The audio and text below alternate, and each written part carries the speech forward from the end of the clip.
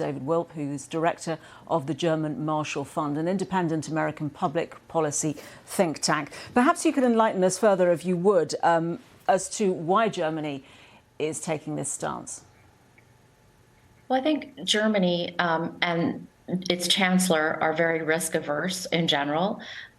They've certainly changed the country's stance since the outbreak of the war last year. Germany had declared a so-called Zeitenwende, or turning point, and has made a lot of radical changes, whether it's getting off of natural gas, investing in its military, but it's still very incremental and slow when it comes to supporting Ukraine with weapons, rather than thinking big picture about what Ukraine needs to defend itself and to deter Russia.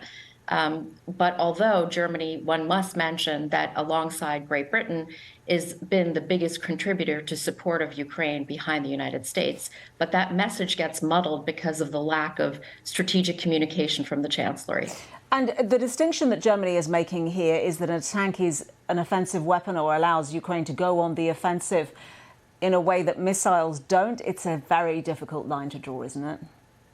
It sure is for lay people. I think for them, they don't maybe see the difference between the Marder, which is an infantry tank, and the Leopard tank, which is more of a combat modern tank.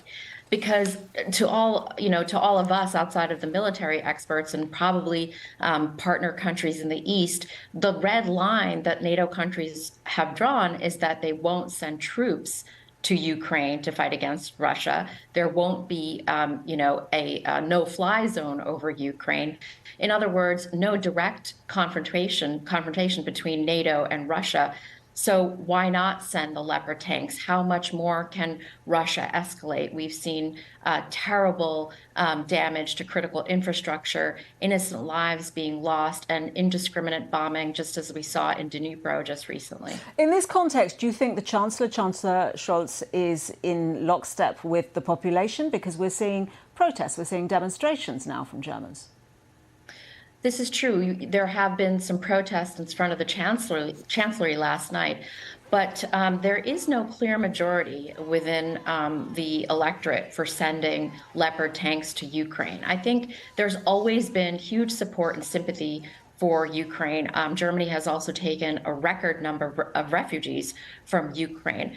But Chancellor Scholz, I think, not just the fear of Russia in terms of escalation.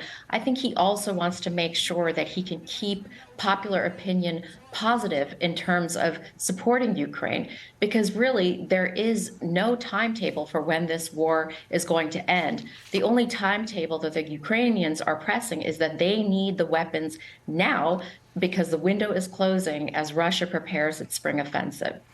Sudha David-Wilp, thank you very much indeed.